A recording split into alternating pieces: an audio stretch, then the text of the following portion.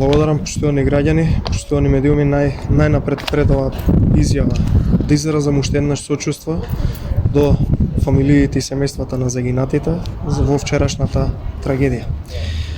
Венко Филипче нема одговор на ниту едно прашање кое што интересира јавноста и кое што го поставува целиот ден, но во едно е сигурен и знае единствено дека нема да поднесе оставка.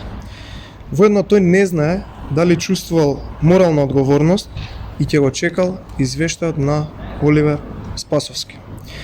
Сочувствуваме што 14 животи изгасна во институција за чија безбедност и животи би требало да се грижи Министерството за здравство.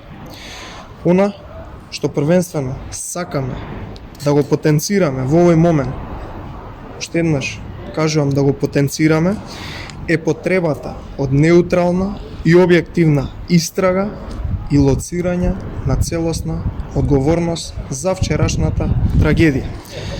За жал, без оставка на Зоран Заев и Венко Филипче, кои што можат да влијат на истрагата, нема да биде можна непристрасна и објективна истрага.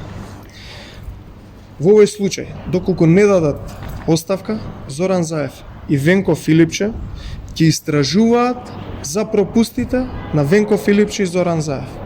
Класичен апсурд.